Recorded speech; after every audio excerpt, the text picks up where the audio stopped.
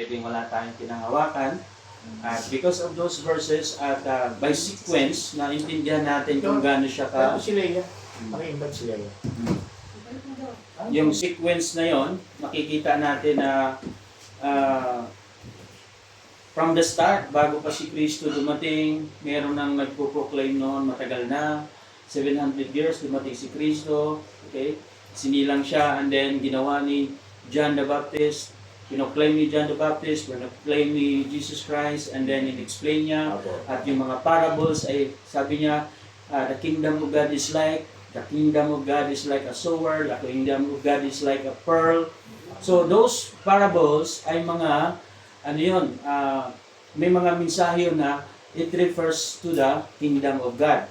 So hindi natin masabi na wala itong kwenta yung kingdom of God na ating pinag-aralan. Okay? So meron niyang significance sa Panginoon. Dito ka. Dito ka. May upo. Pastor po. Ayan. So kung balikan natin yung mga verses na yon, ay talagang pinapakita ng Panginoon na itong kaharian niya ay talagang mahalaga. Okay? At kailangan maunawaan natin because once na maunawaan natin yung kanyang paghari, yung kanyang rulership, your governance, ay mawala sa atin yung influence ng religion. Kasi mayroong influence ng religion na para bang masabi natin na okay lang kahit hindi natin sundin si Lord. Saka na lang. Diba? Or hindi natin binibigyan ng mabigat na dahilan, pahalaga yung ating pagsunod sa Panginoon. Kasi sa religion, pwedeng hindi ka lang umaten, pwedeng hindi ka mag-aral, pwedeng hindi ka makinig, pwedeng hindi ka makaintindi. Kasi ang hinahabol lang naman ng mga religious leader is para lagi kang umaatin lang, maging member ka lang sa kanila. But ang habol ng Panginoon is to influence you so that you can influence other. Yun yung Hindi na po yung Sorry, basta buksan mo siya para Ingat. So yun yung habol ng Panginoon na mangyari yung kanyang kalooban talaga. Alright? So ayaw niya na lumaki tayo or mabuhay tayo na walang kaalaman at hindi nakakaunawa sa kanyang governance. Now, alam natin ang kahalagan ng governance kasi pag government ang pinag-usapan or kingdom, kasi kingdom is a type of government. Okay? Monarchy. So kailangan maunawaan mo yung principle noon kasi yung level of obedience. Okay?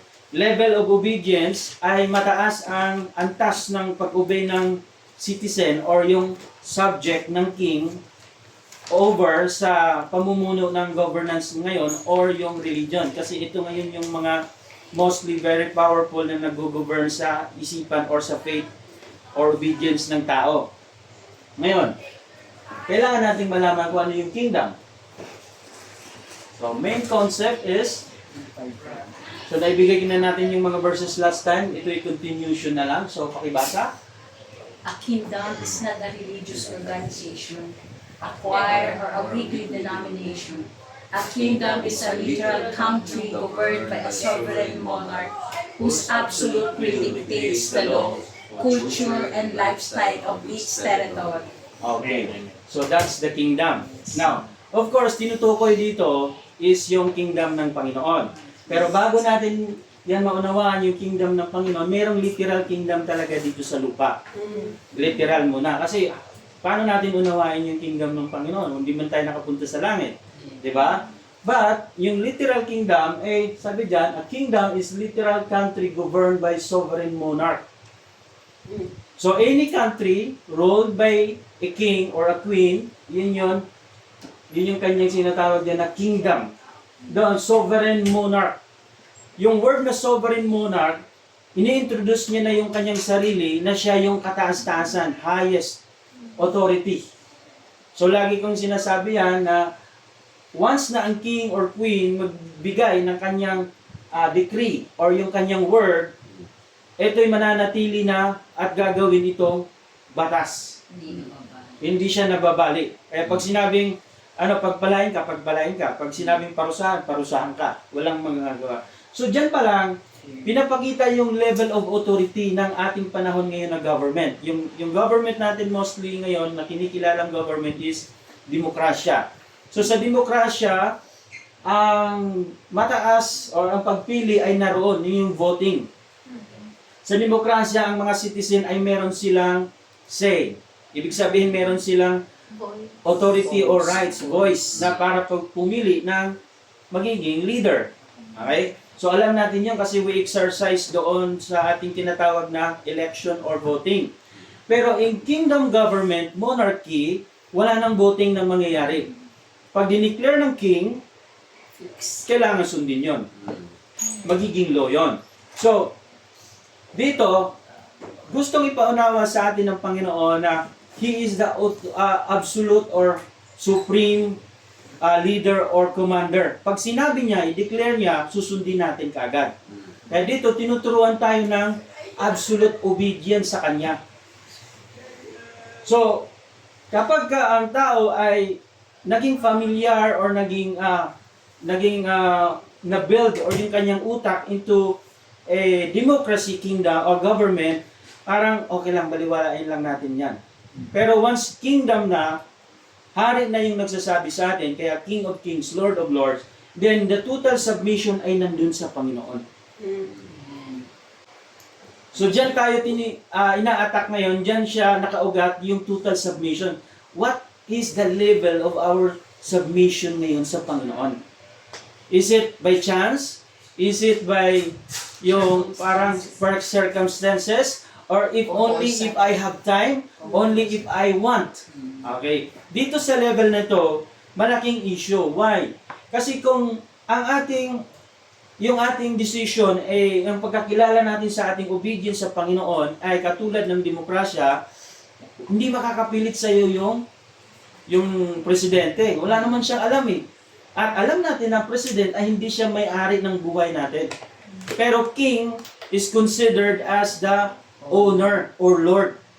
So yung ganong kaisipan o pagkaunawa ay pinakilala or pinakita ng Diyos sa atin na since I own you, ako ang nagmamay-ari sa inyo, wala kayong ibang gagawin is to obey me. Yun yung nire-required niya sa atin. Yun yung unang Then sabihin, what if Lord?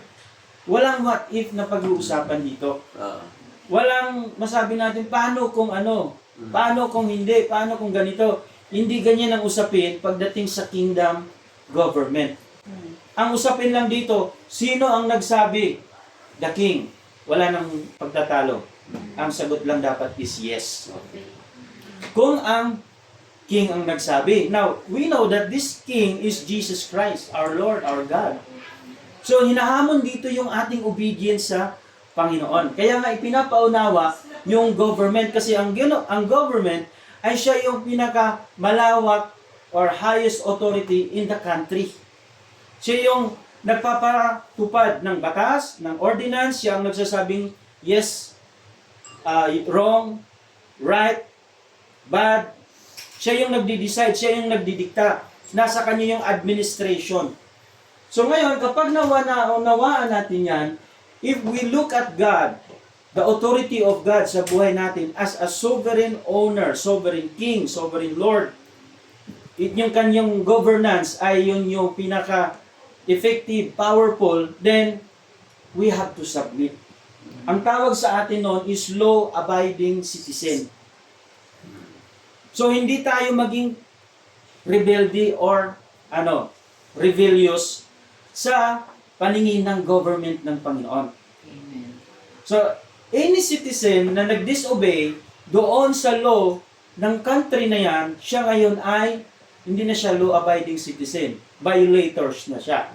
So, the king has the authority para ikaw ay parusahan, ikulong, i-hold. So, yun yung trabaho ng king. Okay? Monarch, whose absolute will dictates the law. Absolute. Monarch, whose absolute will dictates the law, culture, Lifestyle. and lifestyle of its territory. Now, kung tayo ngayon ay isinasubmit mo na ikaw ay, hindi natin mabasa, Teka lang. Wala po. Yan. So kung tayo ngayon ay nakakaunawa dito na siya ay nagbibigay ng law, okay? Yung kanyang will ay nagdidikta. Pag sinabing will, yung nais niya ang siyang nagdidikta na susunod. Sa pagdikta niya ngayon, ito ngayon ay gagawa ng culture, makakapag-create ng kultura. Hindi religious culture, kundi godly culture, heavenly culture. So doon sa langit, may mga culture doon. Kaya nga, pinapanalangin na sinabi ng Panginoon sa kanyang follower na when you pray, pray like this. Our Father who art in heaven, hallowed be your name, your kingdom come, your will be done on earth. Yun yung pinagkukunan nito. Na yung will ng Panginoon, ng King sa langit, ay siya ring magiging will ano mangyayari dito sa lupa. Then that will create a culture, kultura. So ang kultura ay madali na lang gawin kapag nasanay ka na. And then lifestyle. So this lifestyle is not a worldly lifestyle. Hindi siya based on material lifestyle. It's based on the will of the King. And that is the will of the Lord our God. So doon tayo ngayon nakakakuha ng basihan. Lagi nating nire-refer yung lifestyle natin. Our lifestyle daily, every year, yung ating priority, it must be reflect to the will of the King, our Lord Jesus Christ. So, lifestyle. Then, ito ay mag-effect doon sa kanyang territory. So, our body, our life is under His territory. We are part sa teritoryo ng Panginoon, domain. Di ba? That's the concept of this. So, ito na yun yung points na ating pag-uusapan. Okay, the points. Okay? The definition of authority. A kingdom is the governing influence of the king over a visible territory. So, bakit over a visible territory? Earth is a visible place. But the invisible place is in heaven. That's the spiritual domain ng Panginoon. The kingdom of God in heaven. Nandun. So, the kingdom is a governing influence.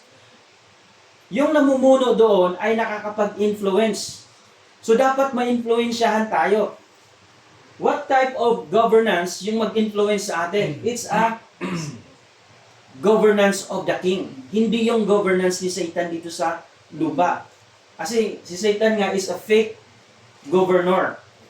Okay, nanakaw lang siya. Inaagaw niya lang yung pwesto. Pero here, tinuturo sa atin ng Panginoon na we will submit to the governance, the authority of the King, who is the Lord and Savior, over the visible territory. In a kingdom, the King's word, final and absolute law. Yung kanyang salita is absolute, final, no question. Diba? Kaya nung sinabi nung si John the Baptist na pugutan ng ulo, nangako yung hari doon, di ba? Nangako siya na ibibigay niya doon sa babaeng sumasayaw, yung dalaga, na pagka natuwa siya, sabi niya doon sa babaeng sumasayaw, hilingin mo sa akin kung ano yung gusto mong hilingin. Ibibigay ko kahit kalahati ng aking kaharian. So sinabi ngayon ng babae, pumunta sa nanay. Yung nanay galit kay John the Baptist. Di ba? Kasi nahuli, alam ni John na meron silang relation sa king at yung nanay ng babae. Parang sila. Meron silang Affair. third party. Ganon. So ngayon, para hindi mabuking yung katotohanan, hihilingin niya ngayon yung ulo ni John para matabunan yung kasalanan nila. Walang makakapag palabas ng katotohanan. Di ba? So ngayon, naniwala yung babae. Sabi ng nanay, hilingin mo sa hari na kunin mo yung ulo ni John the Baptist, ilagay mo sa plato. So yun nga ang nangyari, pinapugutan. Pero ayaw ng king na paputulan ng ulo si John the Baptist kasi nire-respeto niya eh. Ayaw niya. Pero dahil nasabi niya na, even the king, hindi niya pwedeng baguhin yung kanyang salita. Kasi masisira yung kanyang reputation. Credibility. credibility, reputation, Sarili niya. his word. Papapahiya siya. Mapapahiya siya. Mawawala ng bigat yung kanyang sinasabi. In the future, hindi na siya paniniwalaan. Hindi na credible. Oo. Kaya nga, ang isang tao na mayroong pagkakilala or mataas na paggalang o respeto sa kanyang sarili, yung kanyang sinasabi ay kanyang binibigyan ng value. Value. Mga makuiki. Oo. Nung nasabi ko sa iyo, kailangan kong gawin ito. Pero mayroong mga tao na hindi na based on the hindi nila pinoprotektahan yung reputation nila, baliwala sa kanila yung kanilang sinasabi. Sasabihin nila, I don't care. Noon lang yun. Ang mahalaga is yung aking makukuha. Wala nang bigat sa kanila yung reputation. So this is a type of character ng Diyos. Nung sinabi niya kay Adam, the moment that you eat this fruit, you will surely die. So, pwede niya nang harangan that time na nandun na si Satan. Pero no, hindi niya ginawa ito kasi it is against his will. Kailangan mag-decide ngayon yung tao na ibigay niya na sa tao yung kanyang command. Nasa sayo na ngayon kung susundin mo yung kanyang commandment or not. Because that commandment, it represent as a law. Yung pagsabi niya kay Adam na do not eat this fruit, that's a law. That's the first law na na-violate, nagkaka-create ngayon ng sobrang daming law. But actually, from the start, that's the only one law na sundin sana ng tao. Obedience. Okay? So, final and absolute law. So, kingdom versus democracy. Of course, pag sinabi natin government, bakit ba tayo nag-aaral ng government? Church naman tayo. Di ba? Bakit naman natin ito bibigyan ng halaga yung government? Politician ba talaga tayo? Church tayo eh. So, some people think that the church is a religious activity. Hindi tayo religious activity ang ginagawa natin dito. Okay? Because religion is way of reaching to God. Ritual. Rituals. Ito yung nilikha ng tao ang relihiyon para magkaroon ng yung a peace with God, yung makipagbati sa Panginoon. So, yung kanilang ginagawa, to reach God. Pero, ang Christianity, as a believer of God, we are not reaching God. God is the one who reached us. Amen. Hindi na natin yun, kasi ang religion is way of seeking God, but us, we are already in God. Natagpuan na natin ng Panginoon. We receive already Jesus Christ. Ang gagawin lang natin is itong relationship natin sa Kanya ay atin tong patibayin by being obedience to Him. Alright? So ngayon, politician ba tayo? We're not politician, but the term or yung government is part of politics. Ito yung malawak na kapangyarihan na nagpapasunod ng tao, bata o matanda. Kahit saan kang lugar sa Pilipinas, Luzon, Visayas, Mindanao, Ilonggo man o hindi, Bisaya o ano pa man, you are belong to the governance of the government of the Philippines. Regardless of your religion. So ngayon, ang religion ay lumiliit yung kanyang nasasakupan kasi it's been divided for many religions. Okay? Yung kanyang authority, kung ito yung religion niya, may grupo sila. Okay, sa tingin natin malaki. Pero yung kanyang influence ay napakaliit lang compare doon sa influence ng government. Kasi patatakbuhin niya ang munisipyo, patatakbuhin niya ang armed forces, patatakbuhin niya ang education, ang health, arts, and science. Lahat ng mga rooms na yan, mga areas to govern the whole nation ay sakop ng governance. So ngayon, sino ang mas malawak na may karapatan o kapangyarihang abutin? Religion o government? Government. Government. That's why, the kingdom government, you must understand. Hindi doon sa religion lang. Kasi ang religion, ang kaya lang nating abutin, yun lang naniniwala o katulad lang natin. So tayo lang. Yes. So, mayroong, seclusion, na isolate, nalilimitahan yung ating coverage. So, dahil kami, ganito lang kami. Example, kung i-claim natin na tayo ay born again religion, di tayo lang mga born again. No. Hindi ganon. Ang nais ng Panginoon, kaya sabi ng Panginoon, go into the world. Di ba? Go to the other ethnics, group of people. Baptizing them. Walang religion na pinag-usapan. So dito, dahil nakita ng Panginoon, yung posibleng mangyayari in the future, kaya nga itong kingdom ay lagi niyang dinideclare. This is the only repeated words na pagtuturo ng Panginoon during those times. At nakita niyo yung mga verses by sequence na even nung namatay si Jesus Christ, after 3 days na buhay siya, yung 40 days na nakikipagkita siya sa mga tao, he keep teaching about the kingdom. And then, lastly, binensyon niya yun at umakyat pa siya sa langit. Bago pa nangyari yon, ay talagang pinoproclaim niya na, repent for the kingdom of God is here, repent. And then yung Isaiah, sinasabi din, Daniel is also mentioning about the kingdom. So ganun kahalaga ito, na dapat maunawaan ng every believers, because here, it means na unawaan natin na we are belong to a certain government. And that government is not the earthly government, it is a kingdom government. Kaya sabi ng Panginoon, Jesus Christ, I am a king. My kingdom is not in this world. Okay? Napakababa lang itong mundo na to. Actually, this world is under His authority. Kaya lang, nasira ito. So the king is never voted in office, cannot be voted out, and personally owns everything within this domain. Itong domain na to, yung earth domain na to, ay pagmamayari niya. Personally owns. Anak natin.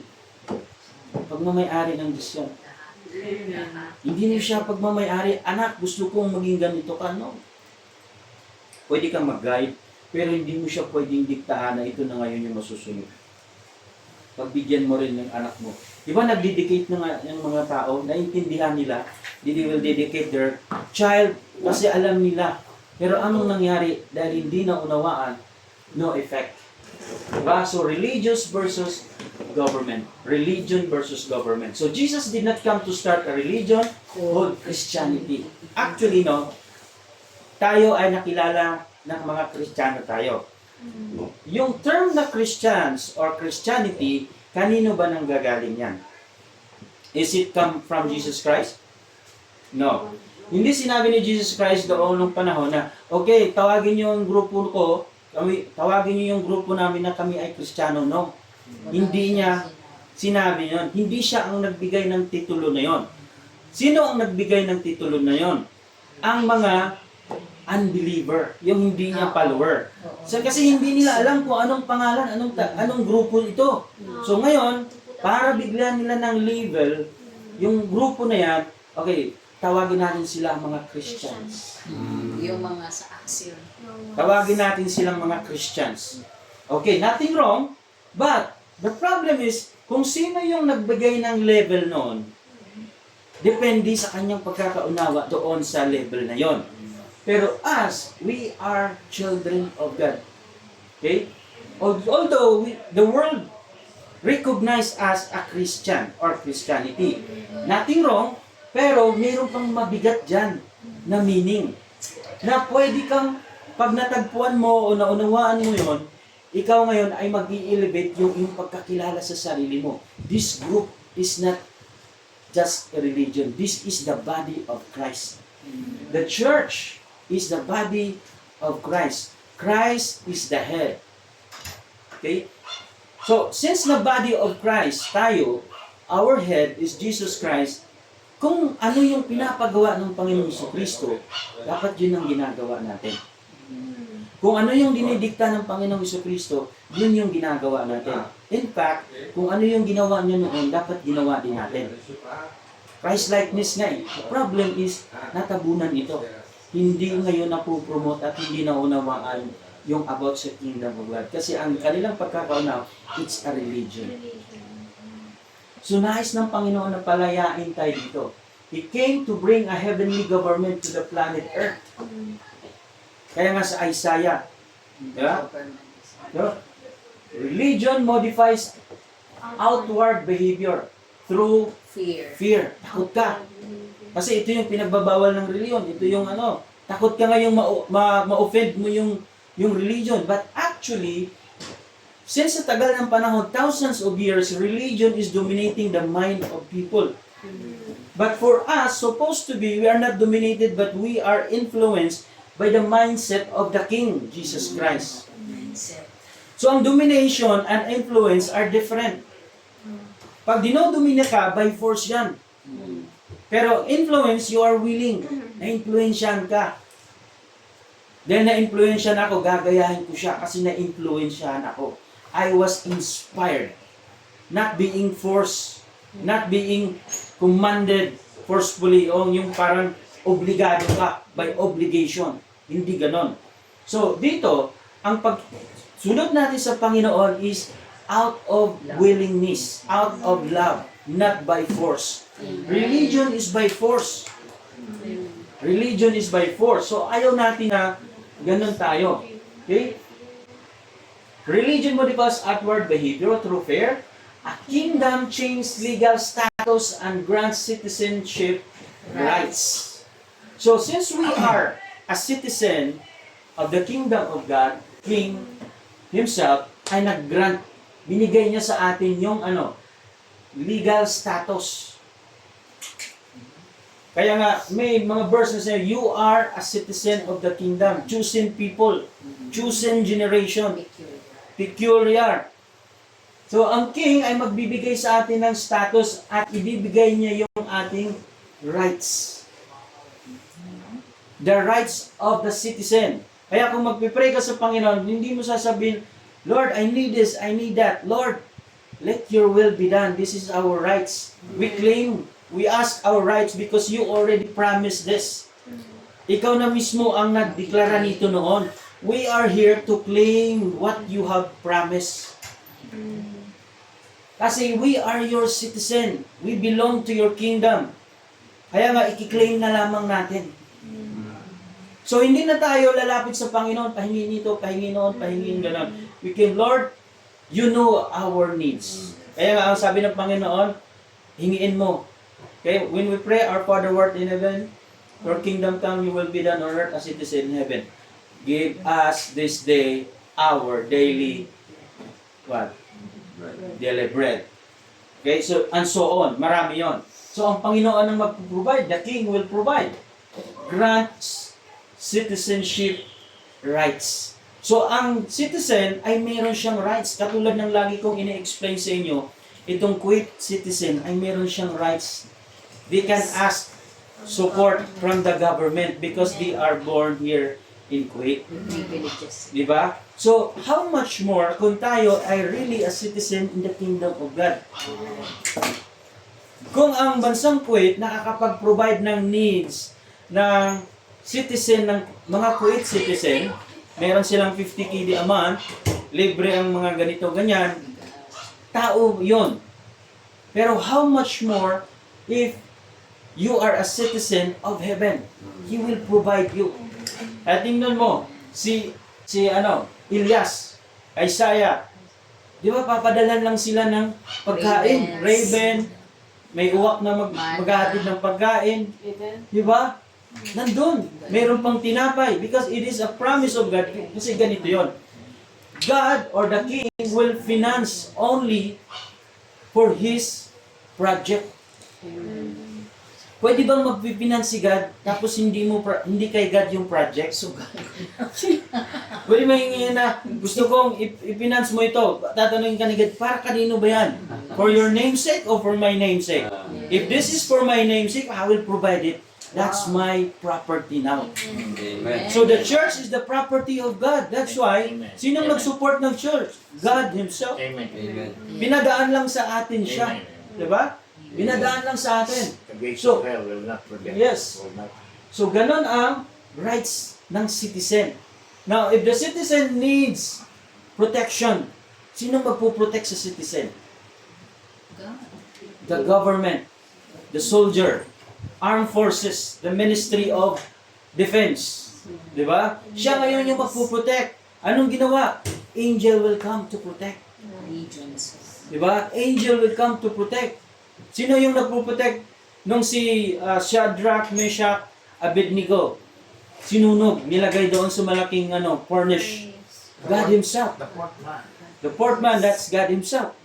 Diba? Pinoprotektahan niya kasi it is the responsibility of the king para protektahan yung kanyang citizen.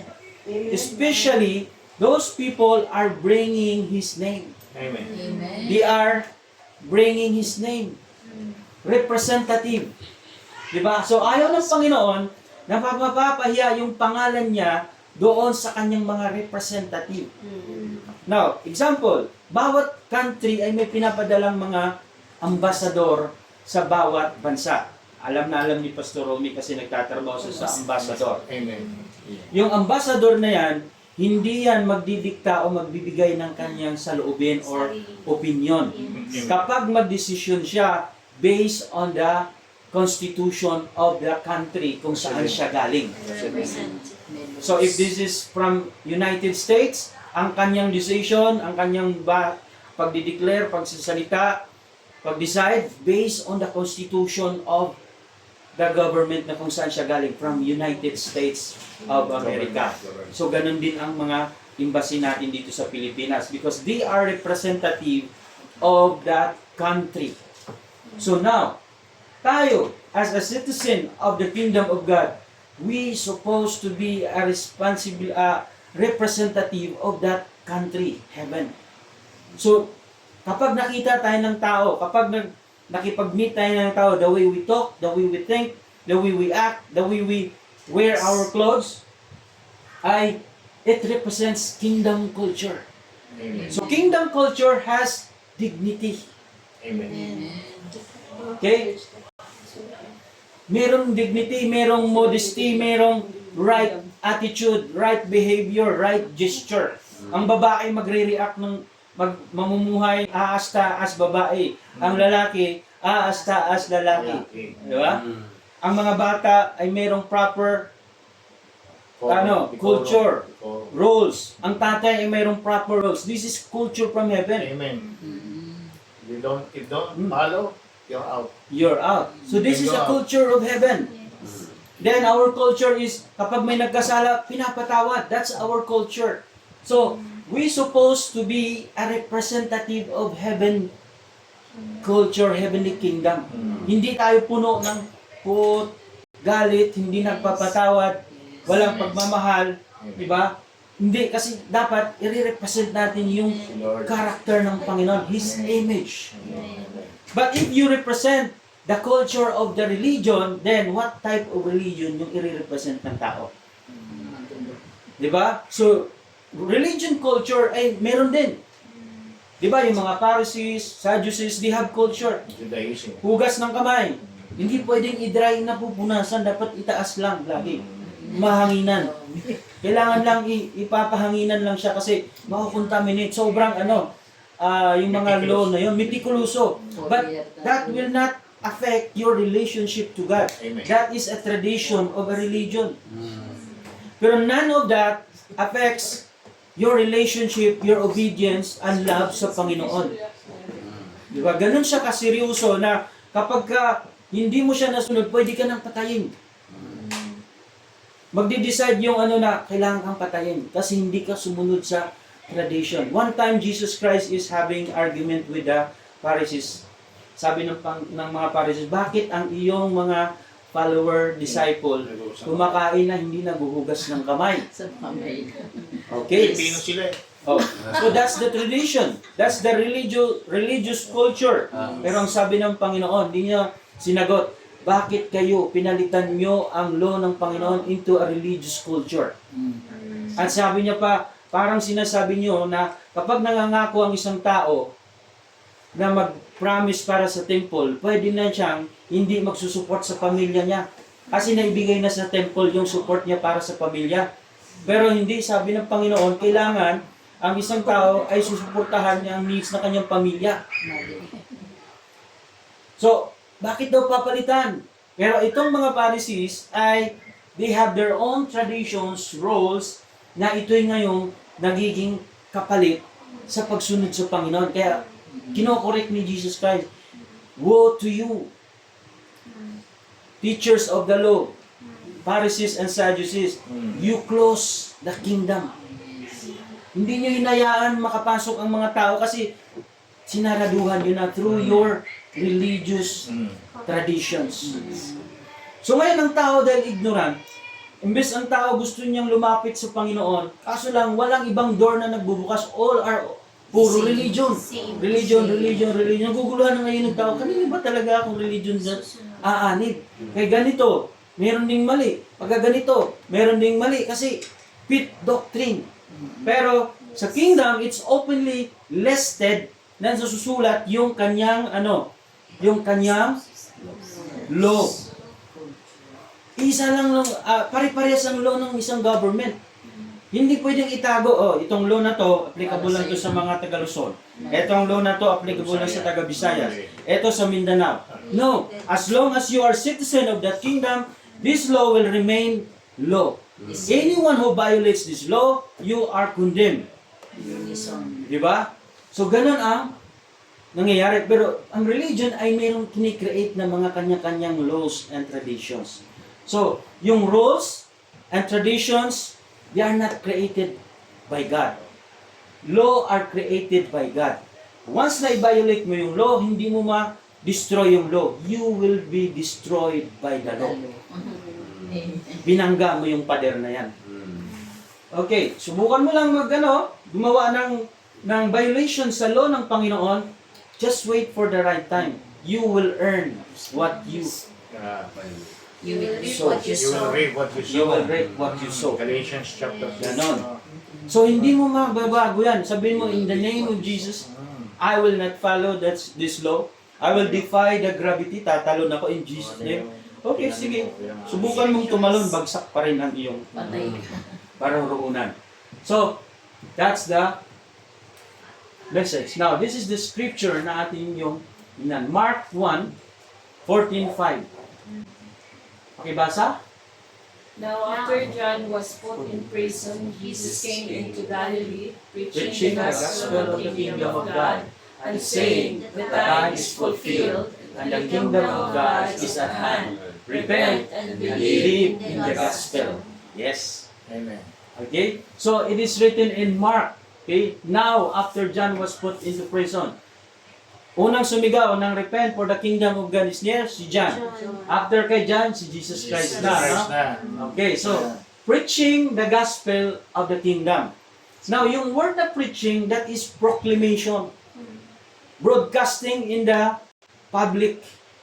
Sisigaw niya, repent, repent, for the kingdom of God is here. The governance of God is here. Repent, change your mind. Kasi the government of God will affects the mind and the heart of the people.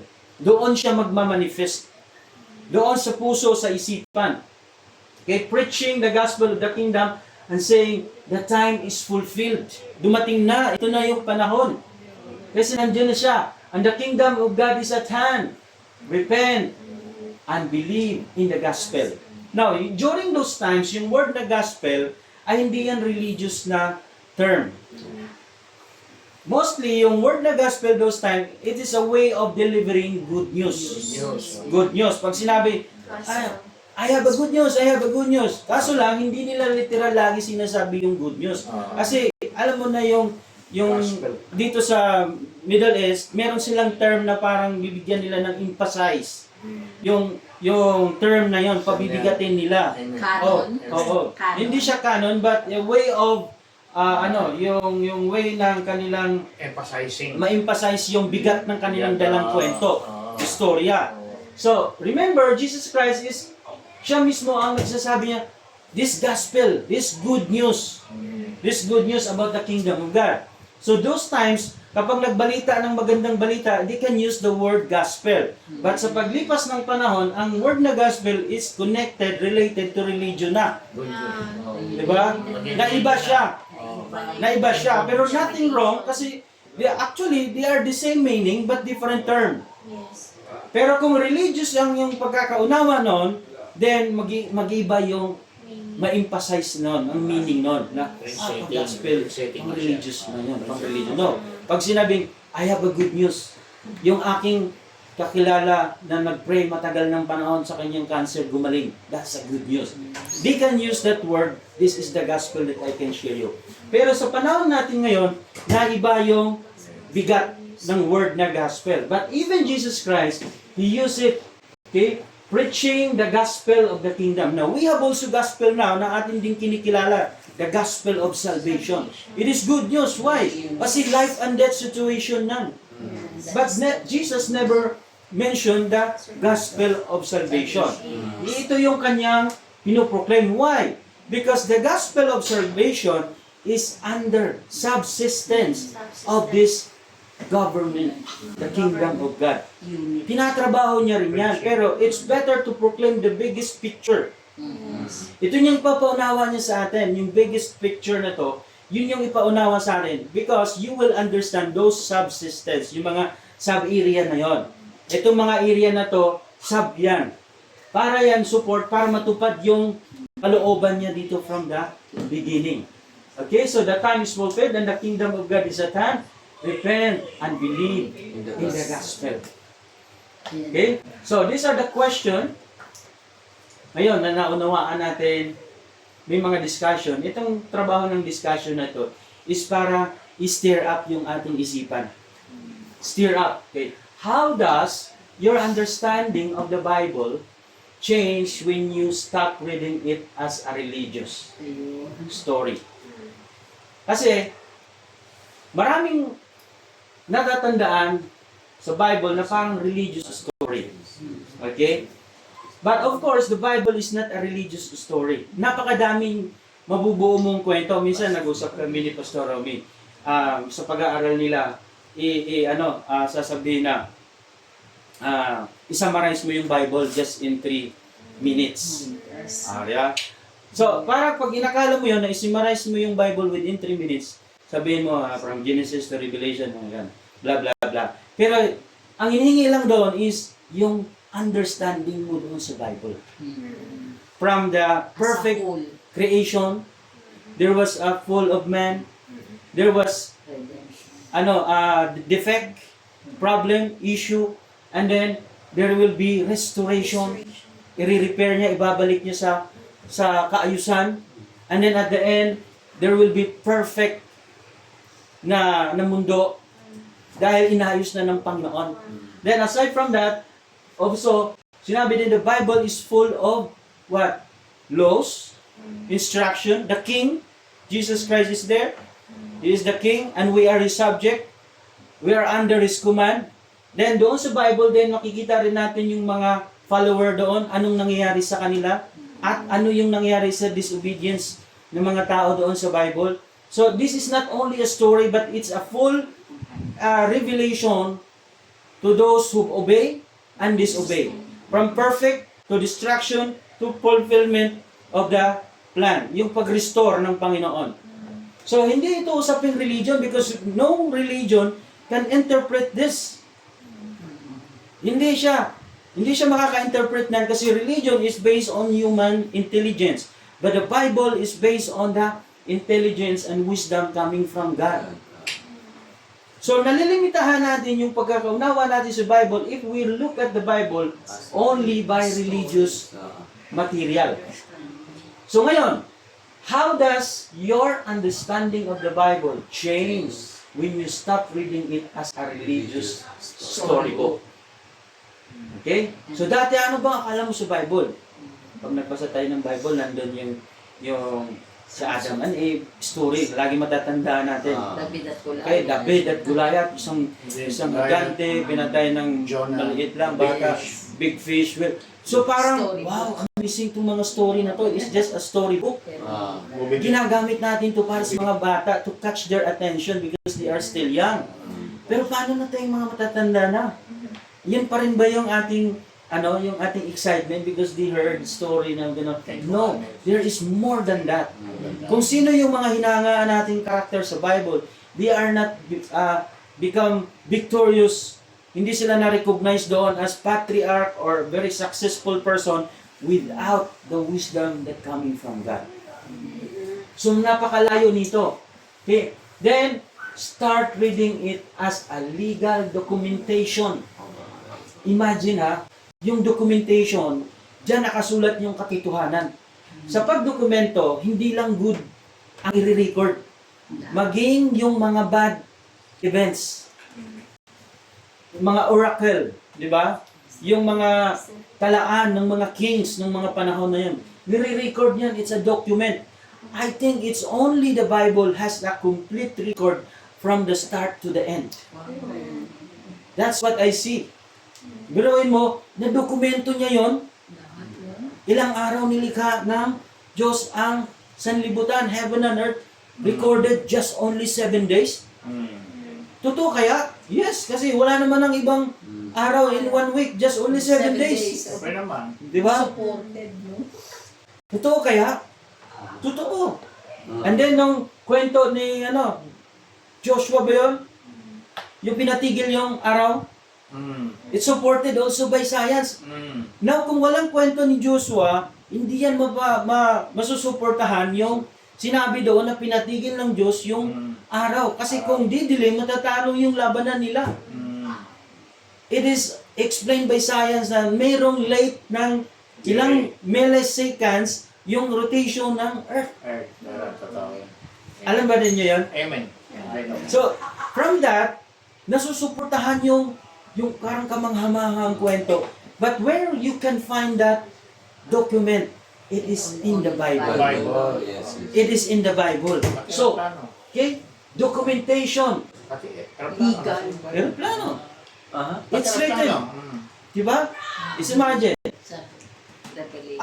Araw. Ang labanan ngayon dito sa Middle East, yung labanan ng mga bansa ngayon na naglalaban dito, Araw. it was started from the first story no Araw. si Abraham lumipat sa Canaan. Tama? Araw may apoy. Pinadala ng Panginoon, Araw go of to fire. the land of Canaan. Araw Leave fire. your people. I will give you the promised land.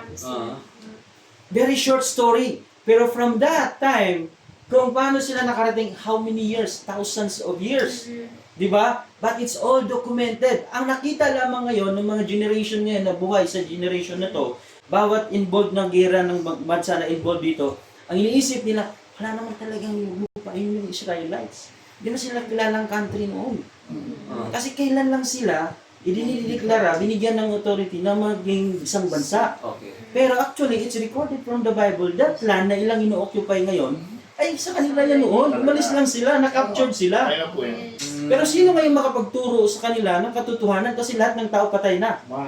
Bible lang. Only the Bible can Bible, explain. legal documentation. Bakit 1947 bumalik sila ng Yes. Palestine? Kasi ang Palestine, ang nag-create niyan, UK, British. Wala namang Palestine eh. Okay. Ang nag-create lang yan, nagtatag niyan, British. Kasi colony niya yung lugar na yan. Okay. Yung Egypt, tsaka yung anong lugar yan sa Palestine ngayon? Gaza Gaza. Strip. Gaza. Tsaka yung isa pa. Nakalimutan ko yung kabila ng mga Palestinian. So, kanino ka makakuha ng dokumento na yan? Because, kung meron ng dokumento yung Israel, sa kanila lang. Nasa kanilang, library. Kung meron mang dokumento ang Palestine, sa kanila lang din. Hindi open sa hindi katulad nila. But why we Filipinos knows about this story? Because it's written in the Bible. West Bank. Kaya nga masusubaybayan mo, makikita mo yung bunga ng obedience, bunga ng disobedience, anong nangyayari sa mga nag-obey, nanganak ng disobedience, yung mga nag-disobey ay natuto, naging obedience, then si Lord ay, He keep on His promise. He promised to punish those who disobedience. He promised to bless those who obey. So this is only repeated in time and time and time. This cycle is happen in the Bible. See? Until na marating yung fulfillment ng kanyang plan. That's why in the Revelation, it is the perfect kingdom is there. And we will live with Jesus Christ. So saan mo makikita yan? So, it is a legal documentation of a royal government pamumuno. Anong government ang makakakuha ng kumpletong detalyadong dokumento, istorya sa kaganapan na yan? It is counted more than 6,000 years. Saan ka makakuha nun? Diba? Sa Biblia lang. Kaya dyan, Ang religion is based on very limited information and it will lead you out to the plan of God. Pwede ka madideceive doon. That's why God told us, no, religion is very limited. Learn from my governance, my kingdom, because everything I will explain it to you. And this part, ay kinikilala pa lang natin what is kingdom sa ngayon. Yun pa lang yung pag-aaral natin, what is kingdom. Now, kingdom has elements. Ang kingdom ay binubuo ng una, king, law, citizen, wealth. Napawa sa wealth. Walang kingdom na walang wealth. Wow, yes. And all this thing. Walang kingdom na walang wealth. Wala namang mahirap. So, binubuo siya ng mga yan. And then, meron pang mga sub-particles dyan na dapat detailed nating unawain. Kasi sabi ko nga, very exciting ito. Why? Because yung mga kalitliitang mga detalye na yung namimiss na bakit may mga tanong ka noon, only by studying the kingdom, you will find the answer of those questions na nandun sa iyo ngayon. Bakit ganito? Bakit ganon? Kaya nga pagka inaral natin yan at tinuloy natin, napakaraming kaisipan. Kahit ngayon na nakikinig kayo, I'm sure na meron kayong katanungan or may mga bago kayong natutunan. Okay? Pwera doon sa marami nang alam kasi nga kailangan nating magdadagdag. Katulad namin, bilang pastor, kailangan din namin mag-aral ng maraming iba't ibang So, why is human nature obsessed with democracy? Sa tingin nyo kaya? Kasi may freedom doon sa democracy. May freedom sa democracy? Binibigyan ka, ha? Have the voice. To cover the sin? Yes. Pwede? Justify them. To justify? Kasi ang democracy parang, kung titingnan mo ang democracy, ang presidente is under the power of the citizen. Kung titingnan mo, no, before election, ako, sobrang bait ng mga yan, nagpapailalim sa atin. Diba? Kasi, gusto nila na makuha yung voting mo. Parang sinabi na, you have the power to put me up, you have the power to put me down. Diba? So tayo naman, parang tinitake natin yung advantage na, okay, meron akong kapangyarihan sa inyo, no? Pagin mo na dyan. Wala ba yung padulas dyan? Wala mang Di ba? Parang take advantage natin. Pero saka mga ng tao, magkamali ka lang ng isang boto dyan. Pinili mo yung tao niyan ang magpapahamak sa iyo. Tayo rin ang pumili ng mga yan. Kasi ignorance na rin sila sa kalooban ng Diyos. Slave mentality, naluklok sa leadership, ang kanilang ipapatupad is slave of sin. Ignorance. Kaya nga gusto ng Panginoon na siyang maghari sa atin. Sa katigasan ng ulo ng mga Israelites, pumili sila ng hari. Si Saul, pipili tayo ng... So, ito ngayon ang resulta. Okay? So, obsessed with democracy ang human nature. Okay? Ano pang dahilan bakit obsessed ang tao sa demokrasya na pamamahala? Kanya-kanya. Kanya-kanya. Parang mayroon kang laging importansya, no? Okay? Yung sa story yung kasi ang democracy actually is an antidote of monarchy. Kasi actually nung before, yun nga sabi nga, ayaw payagan ng Diyos na bigyan ng hari ang mga pero dahil nga sa kumbaga inallowed na rin dahil nga sa kanilang katigasan ng ulo, binigay sa kanila yung monarchy which is king. King David, King Saul, yun nga. Pero because of the abuses ng monarchy, nagkaroon ng system ang galing yan sa mga Romans. Greek, so. Greek mo ba? Greek. Tapos, in-apply ng Romans. Ginamit po nila yan para as an antidote for the dictatorship ng mga tawag doon yung pinaka-prime leader ng Roman Empire, ang Emperor. Caesar. Actually, it's an antidote. Actually, I believe democracy is godly in nature. Democratic system is godly in nature and the source is godly. Ang pinanggalingan kasi ng democracy is godly ideals. Mhm. Because it's from the Ten Commandments, Mm. the ideals of honoring God and honoring others, liberty, and freedom for all. Mhm. Yan talagang original ng democracy. There is nothing wrong with democracy. The problem is yung nasa democratic people, yung corruption. Yes, corruption. Yung corruption na yun. Dahil nga, because may yung mga batas na paglalaruan, nagagamit nila, Mhm. many ways, left and right, Mhm. naging mechanical siya. But in nature, it Yes. is originally designed. Mhm. I'm not defending it, but what I just want to make a Yes, tinignan nyo yung clarification. maganda doon, yes. Kasi The beauty of... Kasi yung democracy talaga is godly by nature. Mhm.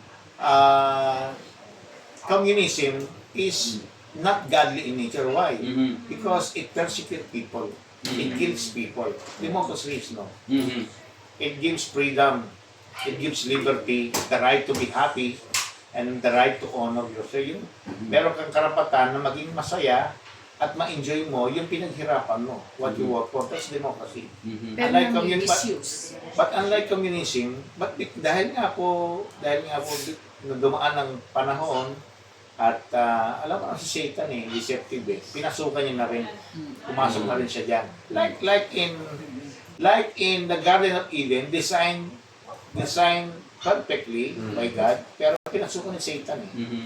Yun ang nangyari. But communism, it's good because it's common for all the people. But the method that is being done by this revolutionary, yung nag-revolutionize ng communism sila, Mao Zedong, Karl Marx, they kill lots of people, millions of people, in order to establish their ideology. But originally, the one that antidote yung abuses ng monarchy ay yung democracy.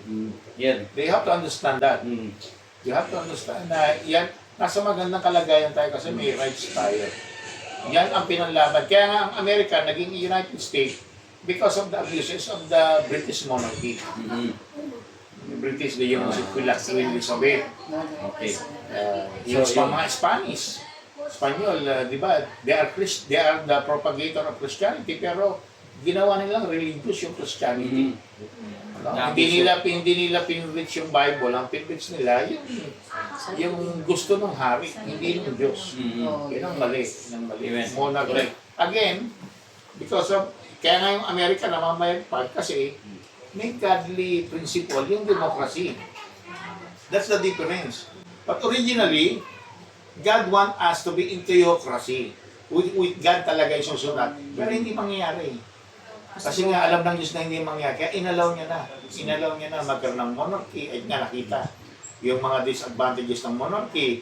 Yung nag-abuse yung hari. Pinatawan sila ng kung anong mga taxes. Kinuha yung mga ari-arian nila. Yung mga vineyards nila. Yung mga anak nila. Yung mga tahanan nila. Kinuha ng hari. Mhm. Ilang consequences ng hindi pagsunod sa kasi Sa governing. hindi total will ng Diyos kasi nga talaga yung pagkakaroon ng hari ng Israel. Ang talagang original design ng Diyos ay siya Siya mag-ahari. ang Yes. Kaya kami, the kingdom kami. Yes. Kaya nga ito, tayo, kumbaga, nire-refocus lang talaga tayo doon sa original will of God. Bakit tayo may kingdom of God? Mhm. Kasi doon naman talaga tayo nakadesign. Yes, Di yes. ba? Mhm. In governance. Now, which is nandiyan yung human governance, tinuturuan din tayo ng Bible na sundin yung human governance Mhm. na naging prinsipyo ng democracy din. Mhm. But it's from democracy. Yes. Kasi ang communism does not teach that. Mhm. It suppresses freedom. Suppression. So, that's the difference. Yes. So, I'm just giving you a wider perspective. Amen. Okay. Mga bagay na yan. So, yan, maganda. Salamat, Pastor. Sige po. So, additional sa yung demokrasya, the word democracy comes from galing yan sa Greek word. Yun yung mga ini-invent ni Aristotle. Philosophy. Sino pa yung mga great philosopher? Socrates, Socrates. Aristotle. Kaya kapag nag-aral ng Bible theology or yung mga hindi nila makakaligtang ipapabasa yung book nila, Aristotle, Charles Darwin. yan, yung Charles mga Darwin, Greek philosopher. Mm. Pero hindi nila na-apply yon sa kanila. Nung sinakop sila ng Roman Empire, yung kanilang library, nakatagpuan ngayon ng mga Romans yung kanilang books. Philosophy. Kasi sila yung nag-aaral how to rule the people. Mm. At yun yung kanilang philosophy, yung democracy. Kasi sa democracy, parang balance yung nangyayari. Tingnan mo. Ang president, Balance of power. okay, balance of power siya. Hindi, walang absolute power galing sa democracy. But in monarchy, which is Absolute. absolute. Mm. So, yung sinabi ni Pastor Rico, nang inabuso ng mga king, Yes. ang daming napatay.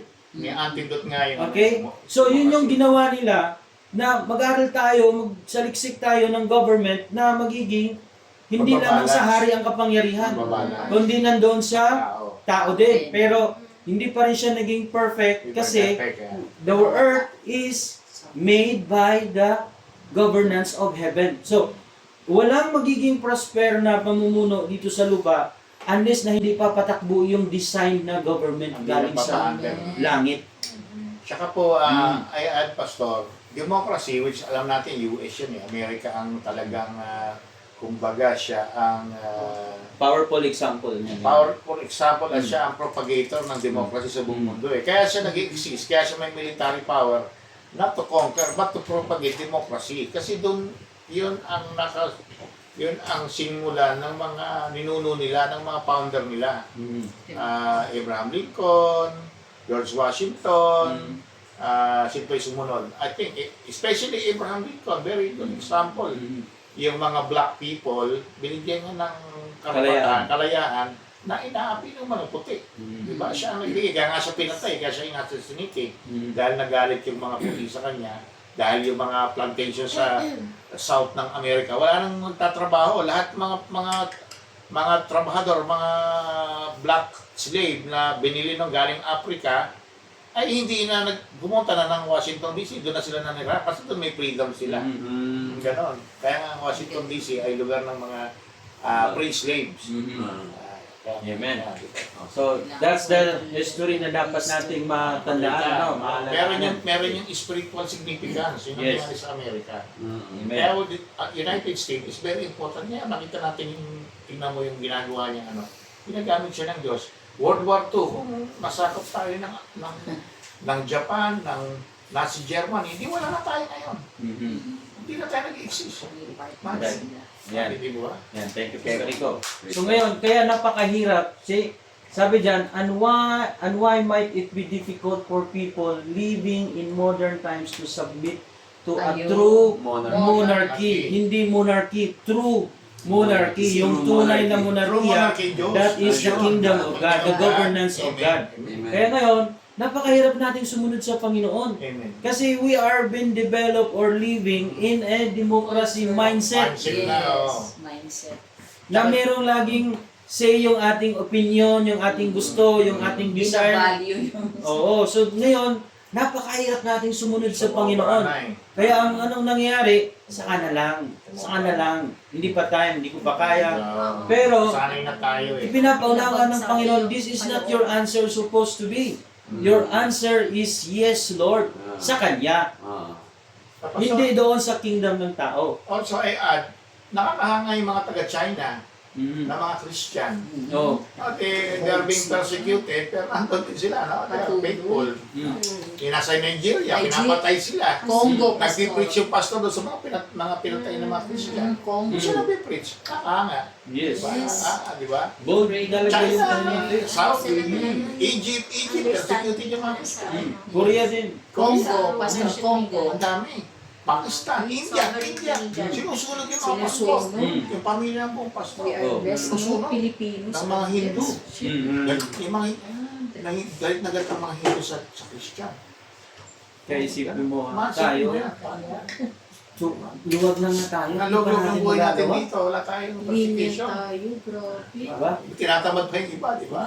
Kaya, it's pag-pray na lang natin. Huwag, di tayo Ay, bagay. criticize. Kasi nga pagka merong freedom, there is laxity. There is laxity. That's the Mm. disadvantage. Mm. Laxity. Reluctant na parang Laxity. complacent, walang persahan kasi. Ah, Kasi kung persahan katulad ng amo mo, sige, wag kang pumasok, walang sweldo. di papasok ka. Terminate, ayaw mo ma-terminate, gusto mo, di pasok ka. Papalitan ko yung schedule mo, Susunod susunod ka. Kasi Pero you're bakit under in the law. serving God, bakit hindi natin ito Hindi magagawa? natin magawa kasi grace by grace eh. Yes. Ano by grace? Kaya nga mayroong itinuro sa atin ng Panginoon, you must understand this. Kailangan nating maunawaan ito. By that, if we understand that, hindi ka papayag ngayon na hindi ka mag-submit sa Panginoon. Amen, amen. Amen. Hindi ka papayag ngayon na hindi mo piplease ang Panginoon. Hindi ka kailangan ipupush ng pastor. Tara, Bible study na tayo, mag-aral na tayo. Nasa sa'yo. Hindi na, kasi ikaw mismo na unawaan mo. Para na yung fountain sa buhay mo na nagpuproduce na siya. Nagpuproduce na siya offspring. Hindi kailangan kumuha galing sa iba kasi i-produce yun sa iyong sarili pa lang. So, ito yung ating conclusion. Module conclusion. Sige, pakibasa. To understand God, we must stop thinking like religious church members and start thinking like legal citizens. A kingdom does not ask for your opinion or your votes. It asks for your absolute allegiance to the king. When you understand what the kingdom is, you realize that salvation is not an escape plan to rebirth, but a political restoration back into the government of God. Amen? Yes. Sige, bro. Sabi bro, Tapos na rin naman na. Dito na tayo sa conclusion. God bless you sa So, sabi dyan, to understand God, we must stop thinking like religious church members. Kasi hindi, religion.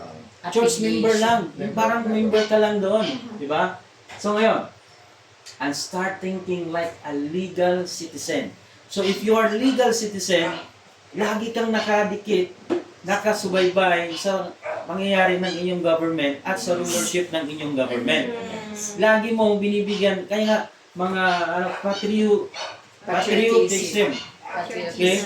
So, lagi kang naka-align doon sa government mo. And this government is the kingdom of God. Kaya lagi natin sinusuri, Lord, sala na naman ako kanina, Lord. Ikaw yung guard mismo, pulis sa sarili mo. Sarili. Ikaw yung mismong Ikaw ang nakakakita na, uy, nag-assist, nag-violate ako. Hindi ka pulis sa iba. Ikaw na mismo. Lord, honestly, Lord God, hindi talaga ako nagiging honest sa iyo. So, ikaw na ngayon ang nagiging pulis. So, kasi legal citizen ka. Ang legal citizen, they have this type of mentality, obedience, understanding of their law. Kasi alam nila yung halaga ng law na yan. Oras na mag-disobey ka ng law na yan, it will remove or ma-disconnect ka doon sa lahat ng privilege ng binigay sa iyo ng king. Yung privilege ng binigay ng king, mawawala sa iyo. Look at Satan now. Ano yung privilege ni Satan? Nawala? Siya yung talino, guwapo. Diba? Ang ganda ng kanyang posisyon, napakataas. Nawala yung mga privilege na yun. Nawala siya. Okay? A kingdom does not ask for your opinion or your votes. Yung command ng Panginoon. Lahat mga nasusulat na mga sinasabi ng Diyos dyan sa salita ng Diyos sa Bible, yan ay hindi yan nag-aantay ng iyong opinion na sasabihin mo sa kanila. Wait lang, di ko pa kaya. Hindi yan ang inaantay ng Diyos na sagot natin. Ang sagot dyan is, yes, Lord. Yes, Lord. Okay? It asks for your absolute, okay, sabi dyan, it asks your absolute allegiance to the King. Dapat nakipag-align ka. Meron kang allegiance. Absolute. Katapatan. You are ally. Okay? Ally. Allegiance to the King. Kailan mangyari yon? When you understand what a kingdom is. Kaya nga hindi tayo ganun ka-obedient sa Panginoon kasi hindi natin naiintindihan yung principle ng kingdom of God. Hindi ito religious na katuruan, kundi ito'y pagpapaunawa sa ating lahat kung papaano tayo umasta, mag-perform, lumagay sa lugar sa harapan ng Diyos, sa pamumuno ng Diyos. Amen. Nilagay niya tayo doon sa ating proper position. Hindi siya nag-expect ng iyong opinion. Hindi siya tumatanggap ng no supposed to be because out of respect, dahil sobrang gentle ng Panginoon, kahit hindi ka nag-yes, hindi ka niya pipilitin. But the result of your no, kung alam mo lang, ang daming masisirang buhay dito. Okay? Then sabi diyan, you realize that salvation is not a skip plan to leave earth. Amen. Anong ibig sabihin nun? Nung tayo tumanggap sa Panginoon as Lord and Savior, mostly ang nakatatak is salvation. Save na yung tao na yun. Okay. Totoo yun. Given. Kaya lang, in religion, mindset, at maraming teaching sa religion na nagiging tools nila ito para panghikayat ng tao to come to our religion because this religion will bring you to heaven. Not to the hell. At alam natin yung mga religion na willing i-offer yung katawan na pasabugin kasi they promise heaven. Amen. Sa langit daw may ganitong buhay, may ganitong pangako ang Panginoon. Okay, so gusto na nilang iwanan yung earth. Kasi they want to go to heaven. Kaya lang, hindi ganun ang plano ng Panginoon. God save you because you will execute the will of God on earth. Kaya nga, okay, your kingdom come, your will be done on earth as it is in heaven. So parang sinabi mo, Lord, execute your plan, your will dyan sa langit, dito sa lupa. So hindi niya sinasabi, Lord, kami ang pupunta dyan sa langit. Although when we die, we will go to heaven, pero the priority is that. Hindi yun. Hindi yun. Nasisira yung mindset kasi yun yung pang-akit ng religion. So nagiging ano niya yun. Sasabihin natin na, okay, come to our religion. This is the way to heaven. Way to heaven. No, religion is not the way to heaven. Only Jesus Christ. I am the way, the truth, and the life. No one comes to the Father except through me. So, sa kanya mismo, pero na-twist ito. Kasi, out of the ignorance of people, they think that the religion ay yun yung magdadala sa kanila sa langit. So, they're expecting na, Lord, gusto ko nang pumunta dyan kasi ang daming bayaran dito, ang daming hindi patas na sitwasyon dito, maraming pambubuli, kahirapan. So, kahit ako noon, gusto ko na, Lord, mabuti pa, mamatay na ako. Sobrang hirap ng pinagdadaanan. Wala sanang inchi, ha? Di ba? Kung ganito na lang ni Lord ang paghinatnas kong buhay, bakit pa mabuhay? Di ba yung mga linyahan sa pelikula? Ano pang silbi ang mabuhay ng mga gano'n? Diba? wala pa sa akin. Diba? Wala nang silbi. Bakit pa? Bakit pa? But Lord, alam ng Diyos, no, I save you to represent me. But ang gagawin mo muna is, I have to redeem you and restore you. Once na ma-restore ka, obey me, and then you can execute my plan in your life. There's a process.